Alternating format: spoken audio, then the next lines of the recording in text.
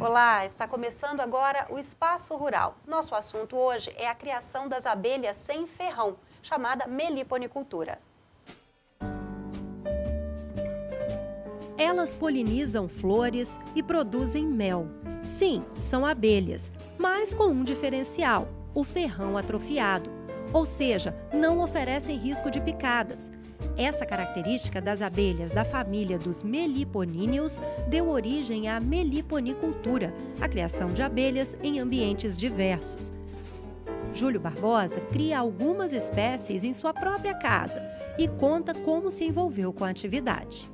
A meliponicultura foi assim mais ou menos por um acidente, né?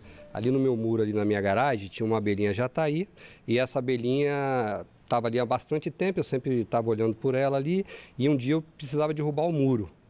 E aí, há uns anos atrás, eu não queria destruir o ninho, eu falei, como é que eu vou salvar a abelhinha, né? Foi quando eu procurei o João Luiz, né? Que é um meliponicultor dos mais antigos aqui do estado, e ele me deu a dica de como começar. Mas como era muito recente, a gente não tinha informações. Aí foi uma coisa meio que abrupta, assim, mas que deu certo. Entendeu? A abelhinha está comigo até hoje, já está aí, já vai para 10 anos, e ela sempre produz muito mel. O manejo dos enxames é feito em colmeias chamadas de caixas racionais. Esse ninho tem quantas abelhas? Em torno de 1.000 a 2.000 abelhas, entendeu? Numa colmeia, numa caixa racional dessa? Caixa racional, da Uruçu amarela. Aí varia muito, né? No enxame forte, quando você faz uma divisão, aí você bota 1.000 abelhas para cada lado e faz a divisão e faz uma nova colmeia. Essa aqui é a Uruçu amarela, né? Ou a bugia, é endêmica aqui do nosso estado, das regiões montanhosas. Aqui, ó, são os potes de mel, ó, que ela fabrica. Esse pote maior aqui é quando a gente faz a divisão delas. A gente coloca um alimentozinho aqui que é água com açúcar, até elas se fortalecerem para começar na natureza, começar a pegar o néctar e o mel, ó. Esse mel aqui, ó, fica todo armazenado aqui, ó, tá vendo? Tudo isso aqui é mel, ó. Ó, tudo é mel. Esse aqui é outro tipo de caixa, né? Uma caixa nordestina, né? E aqui dentro eu tenho a mandaçaia, que é vigia bonito, entendeu? Que, no caso, na língua indígena, né? Mandaçaia quer dizer vigia bonito. É uma caixa rústica, né? Com uma parede aí bem grossa, né? Para manter a temperatura interna, que varia entre 30 e 32 graus. E para o enxame se desenvolver bem melhor, entendeu? E bem para frente. Esse é uma caixa ímpar, né? Ela foi desenvolvida aqui no estado, em cima de ideias do que o pessoal acha que é racional e que é prático para a divisão de uma abelha, entendeu? Por que a gente acha essa caixa muito prática? Pelo fato do seguinte, aqui você colocar um enxame aqui dentro, você coloca esse módulo aqui e este outro módulo aqui em cima, e aqui vai entrar o ninho. Então, na hora de você dividir esse enxame, ele fica muito fácil, pelo fato de você só chegar aqui, ó, tirar essa parte de cima e levar para uma nova caixa, colocar essa parte na nova caixa, lá onde você vai fazer o novo enxame, e colocar a melgueira, que é essa outra parte de cima. Isso aqui é uma abelha lambiolus, né? É a menor abelha do mundo. E aí, ó, estão elas aí, ó. Aqui é os discos de cria, ó. Aqui é a abelha em si. Ó, aqui, ó. Muito parecido com a formiga, mas é a menor.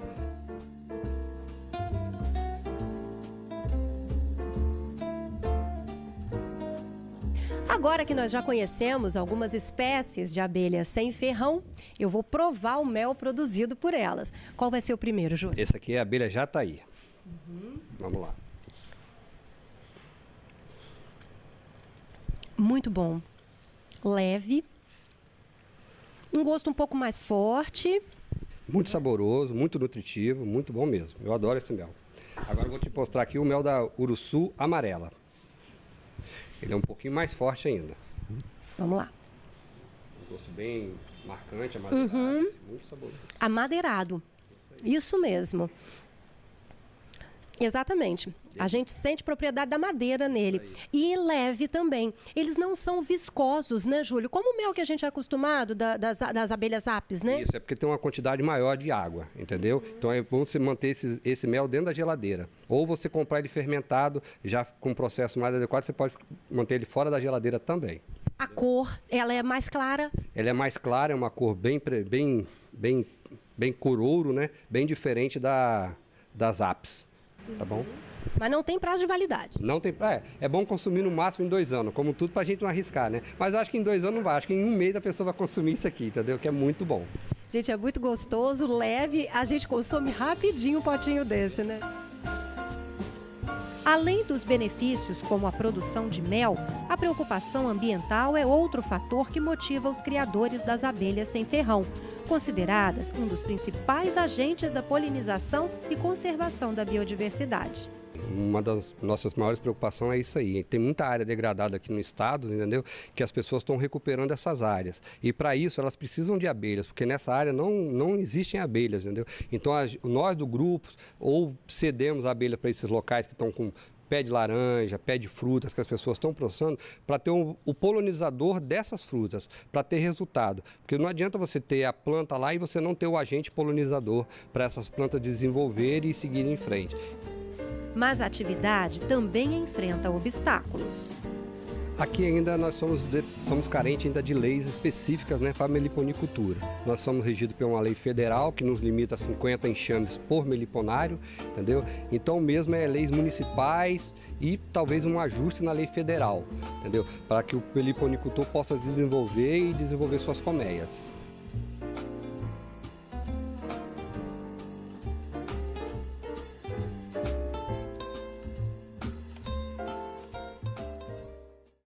Quem conversa conosco sobre este assunto é Ricardo Miranda, engenheiro agrônomo e membro da diretoria da AME, Associação dos Meliponicultores do Espírito Santo. Bem-vindo, Ricardo. Olá, Karina. Tudo bem? Tudo bem. Qual a diferença entre meliponicultura e apicultura? Bom, tem inúmeras diferenças. Acho que as principais são que a apicultura vem de abelhas que são exóticas, que inicialmente foram trazidas da Europa, depois misturaram com abelhas africanas, e a meliponicultura trata sempre de abelhas nativas. São abelhas que têm sua origem aqui no Brasil, são abelhas sem ferrão, ao contrário da apis, que são abelhas com ferrão. Tá? Eu acho que uma das principais características são essas duas diferenças, uma exótica com ferrão e a outra nativa sem ferrão. Mas se já existiam as nativas, por que foram trazidas também de fora? É interessante o processo que aconteceu. Os jesuítas, quando aqui estavam, tinham uma demanda muito grande para a cera. E as nossas abelhas nativas não são autoprodutoras de cera, quando comparada com as europeias.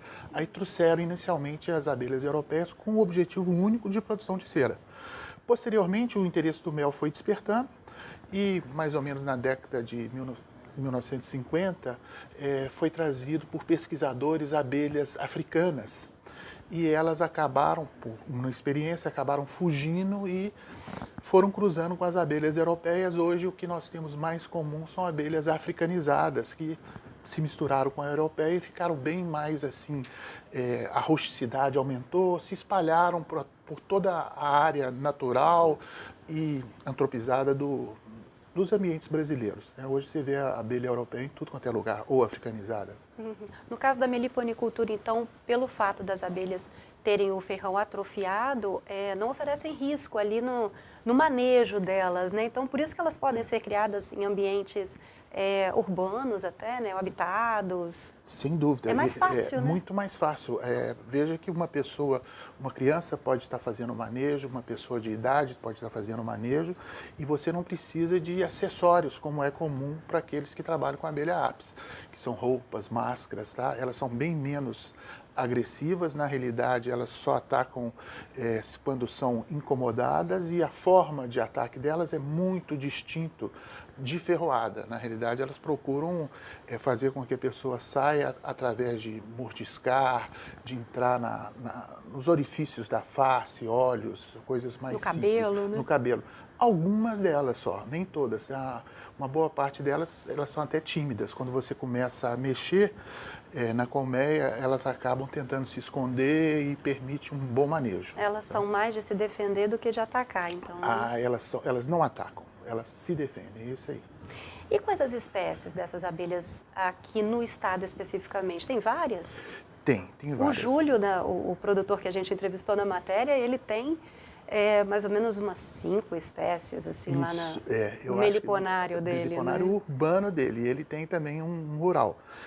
Hoje a gente imagina que passíveis de serem trabalhadas, criadas, nós temos em torno aí de umas 45 espécies aqui no estado, né, para o nosso bioma. A gente tem aproximadamente aí no Brasil umas 300 espécies, sendo que esses números são muito subestimados, porque ainda não se tem o conhecimento, não se detém o conhecimento total dessa informação. Voltando um pouquinho no assunto das áreas propícias, né, para a criação dessas abelhas sem ferrão. Um apartamento, por exemplo, pode concentrar algumas colmeias, uma colmeia? Sim, sem dúvida. Essas abelhas, as colmeias não são muito numerosas, tá? Se a gente de novo usar o termo comparativo com as apis, você tem colmeias de apis com 80 mil indivíduos ou mais. E você tem colmeias de abelhas sem ferrão com números até a partir de 300 abelhas, menos, chegando ao máximo aí de uns 5 mil indivíduos. Então, a demanda de alimento, consequentemente, de uma colmeia é até um pouco menor. Então, a própria floração que você encontra nas áreas urbanas atende à demanda de alimento dessas abelhas e o ambiente também urbano proporciona um ambiente que ela consegue se desenvolver com tranquilidade. Daí essa existência cada vez mais de meliponários urbanos, porque, consequentemente, ela também na área urbana começa a prestar o serviço ambiental de polinização, que é muito importante. Qual o investimento para começar um meliponário? Olha, o principal investimento está nas abelhas, né? Obter, em primeiro lugar, as abelhas que estão aí no ambiente. Usualmente, elas são capturadas para você fazer o processo para iniciar o seu trabalho, através de iscas que você coloca também na natureza, coloca em alguns espaços urbanos também, ou elas podem ser retiradas de algum ambiente que está em perigo, por exemplo, vai ter um desmatamento, então você retira inicialmente essas abelhas de lá, você vai fazer um desmanche numa residência e lá tem algumas colmeias, você poderia também salvar essas colmeias e a partir disso você precisa de ter essa caixa racional, onde você vai então transferir esse enxame que você capturou através das iscas ou que você salvou por um dos motivos. Esse enxame, essa caixa racional, ela pode na realidade ser feita, então o custo dela pode ser zero, tá? E um enxame obtido em uma dessas maneiras também teria o custo só da mão de obra da captura. Ou você pode adquirir um enxame de um meliponário ou pode adquirir também uma caixa racional comprada. Aí os preços variam entre R$100 a R$700 um enxame e uma caixa também de R$50 a R$150 aproximadamente. E se eu quiser já comprar uma colmeia pronta, qual é o caminho, né, a seguir? Existem alguns meliponicultores e meliponários que comercializam como parte de renda algumas colmeias. Então, usualmente, você tem que manifestar o seu interesse para esse grupo e eles vão agendar que as próximas divisões que eles forem fazer das caixas racionais, eles vão deixar agendada essa colmeia que você tem interesse de adquirir. Então, eles vão repassar para você. Muitas vezes isso não ocorre de imediato, demora algum período até ele poder repassar essa caixa para você. É uma forma, então, é uma fonte de renda também para quem cria as abelhas, né? É uma fonte de renda, não só a própria produção de mel, que é uma das principais, como a comercialização das colmeias. Você consegue, num ambiente onde você tem bastante alimentação e controle dessas caixas, você consegue até dividir 2 vezes por ano, tem gente que divide mais de uma vez, e uma dessas divisões você pode comercializar. Outra você pode usar para continuar produzindo mel e outros subprodutos que você tem interesse. E é necessário, por exemplo, se eu quiser, né, iniciar a criação de abelhas sem ferrão, né, iniciar um meliponário, né, é necessário algum tipo de licença por parte da prefeitura, vigilância sanitária ou não? A legislação que hoje nós seguimos, tá, ela é baseada numa resolução CONAMA. Você preferencialmente deve ter um cadastro técnico federal indicando que você é um criador de animais silvestres. Nós estamos falando de um inseto, mas um animal silvestre.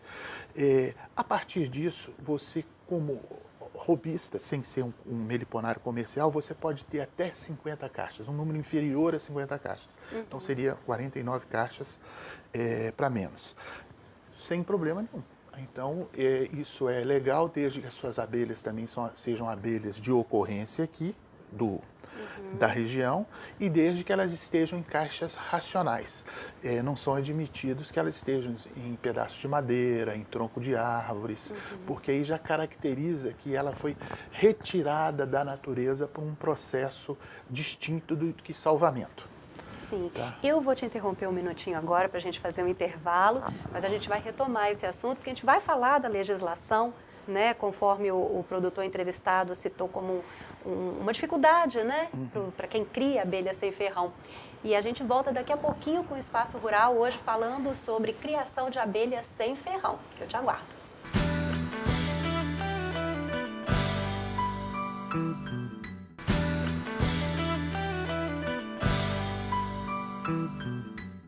Estamos de volta com o programa Espaço Rural, hoje falando sobre a criação de abelhas sem ferrão, chamada meliponicultura. Nosso convidado é Ricardo Miranda, ele é membro da diretoria da AMES, Associação de Meliponicultores do Espírito Santo, e é também engenheiro agrônomo.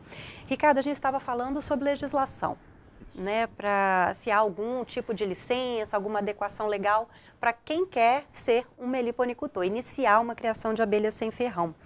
O Júlio, entrevistado na reportagem, o meliponicultor, ele citou a carência de uma legislação específica em nível regional, né, municipal, estadual, e também a necessidade de um ajuste na legislação federal para um melhor desenvolvimento da atividade. Né? O senhor concorda? Concordo, ele está coberto de razão. Veja bem que, como eu esclareci inicialmente, para quem vai atuar como hobby, ele poderia ter até 49 caixas e não teria grandes problemas. Outro detalhe que é importante notar é que para fazer o transporte dessas caixas ou dos discos de cria dessas abelhas, que é muito comum, você precisa de uma autorização, que quem dá é o IDAF, quando você faz dentro do estado, e para fora do estado você teria que ter no IBAMA. Porém, o que é limitante? Se você passa dessas 49 caixas, você aí passa a ter que ter um meliponário licenciado. Quem faz esse licenciamento é o IEMA, quem fazia antes era o IBAMA. Esse processo de licenciamento ainda está sendo uma descoberta, tanto para quem está executando o licenciamento e para quem faça. Nós não temos ainda um meliponário licenciado no estado. E é importante que isso aconteça com facilidade, porque existe uma demanda muito superior a 49 caixas. Você tem uma necessidade de trabalhar com a genética das suas colmeias, então ela tem que ter uma diversificação. E como elas são, cada colmeia tem uma produção baixa, se comparada, por exemplo, com apis, você precisa de um maior número de colmeias para ter uma produção de mel, que você pode sair então da parte de ser um robista para a parte de comércio, né, de valor comercial, o seu meliponário. Então, realmente, a gente carece de uma legislação. Isso no Brasil tem sido feito a nível municipal e a nível estadual.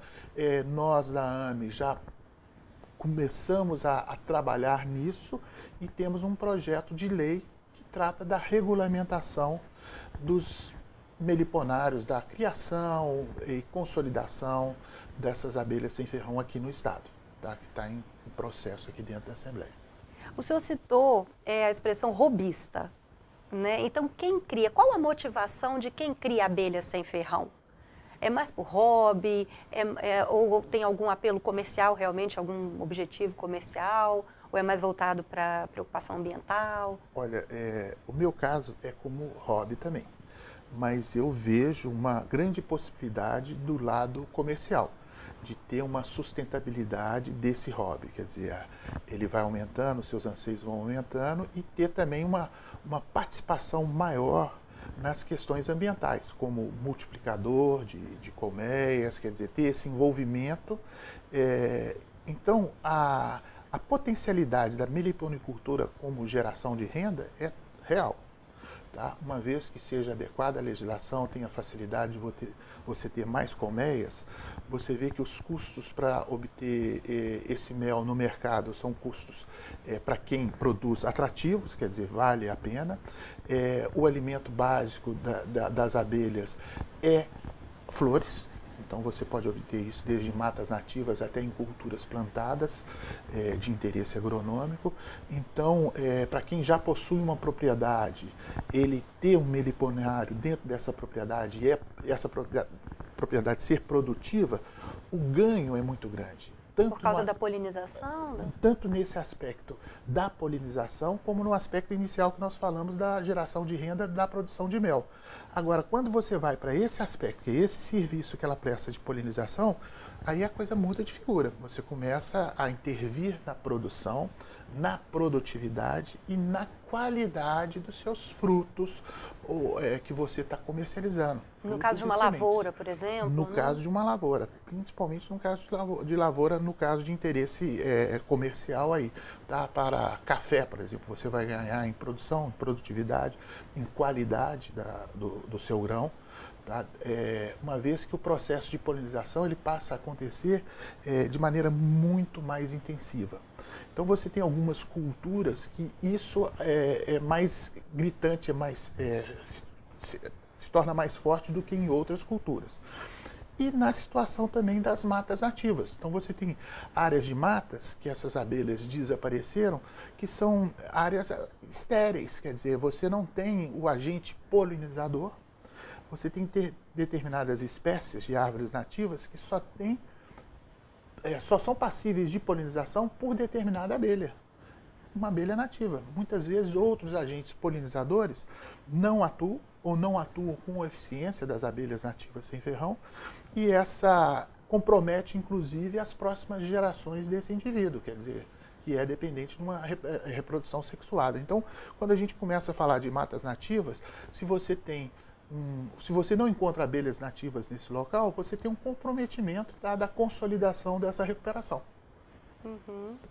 E a criação dessas abelhas, ela é um instrumento de recuperação dessas áreas também, né? Com certeza, com certeza. O serviço ambiental prestado pela polinização, ele tem benefícios diretos e indiretos inigualáveis. Elas são mais seletivas do que as abelhas apis? Porque as abelhas apis também polinizam, né? Qual seria a característica, um diferencial entre as abelhas sem ferrão e as abelhas apis? Olha, muito boa a sua pergunta. Ela tem uma característica única, que ela vibra as asas quando está se alimentando nas flores. Então isso promove a polinização. Você pode encontrar abelhas apis em diversas flores. Não necessariamente essas flores estão sendo polinizadas, porque com a evolução da natureza, as plantas evoluíram de maneira a atender às suas necessidades de reprodução sexuada. Então como você tem determinados processos de polinização que ocorrem, às vezes com animais de maior porte, até com mamíferos, com aves, você tem alguns que acontecem com insetos.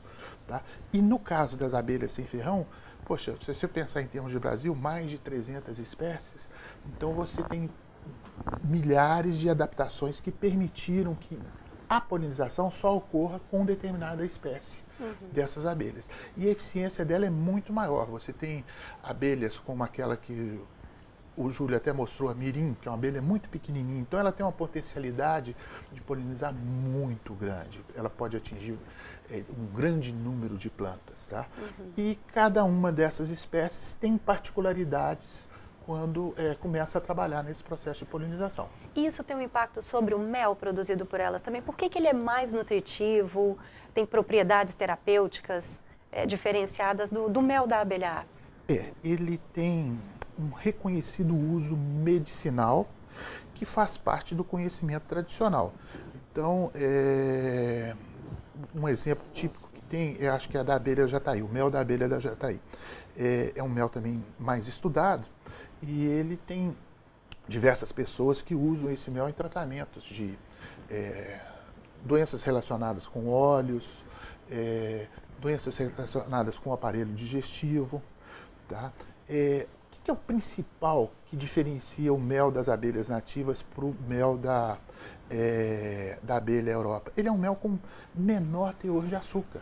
O mel das abelhas nativas, então ele tem um teor um pouco menor, tá, do que da abelha africanizada, da abelha europeia.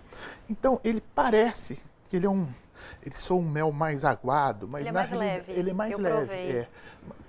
Mas ele tem, na realidade, um menor teor de açúcar, sendo que, inclusive, o açúcar dele que predomina é a frutose, que que dá essa leveza e essa característica a esses méis. E é mais caro, né?